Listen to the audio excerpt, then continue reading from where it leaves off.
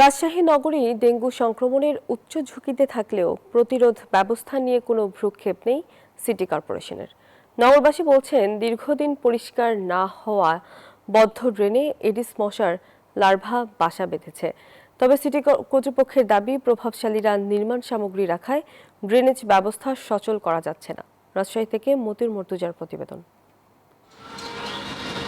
বদ্ধ ড্রেনে কিলবিল করছে এডিস মশার লার্ভা। রাজশাহী নগরীর বেশিরভাগ ওয়ার্ডের ড্রেনের চিত্র এমনই।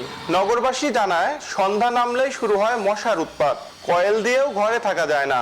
সিটি কর্পোরেশনে বারবার আবেদন করেও সাড়া মেলেনি বলে অভিযোগ নগরবাসীর। সিটি কর্পোরেশনের থেকে তো কোনো ওষুধ পানি কিছু দেয় না। সন্ধ্যার পরে চরম মশার ইয়েতে ঘুমানো যায়। ড্রেন পরিষ্কার করে না, ড্রেনে মিজ দেয় না।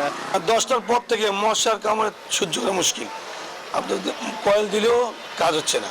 বসুন্ধরা টিস্যু, অশুদ্ধতার বিরুদ্ধে এক বিন্দুও ছাড় নয়।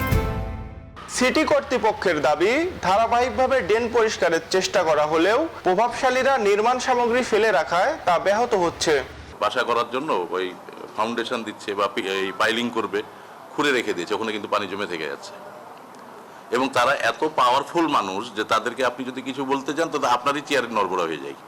ড্রেন পরিষ্কার রাখার পাশাপাশি জমে থাকা পানি নিষ্কাশন করা গেলে ডেঙ্গুর সংক্রমণ 95% কমানো সম্ভব বলে জানান বিশেষজ্ঞরা।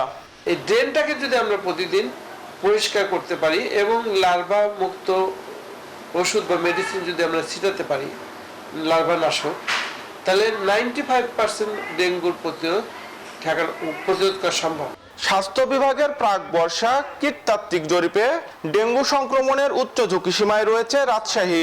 এমন বাস্তবতায় ডেঙ্গু প্রতিরোধে কার্যকর ব্যবস্থা নিতে সিটি কর্পোরেশনকে চিঠি দিয়ে সতর্ক করেছে বিভাগীয় স্বাস্থ্য পরিচালক। মতিউর মর্তুজা, নিউজ 24, রাজশাহী।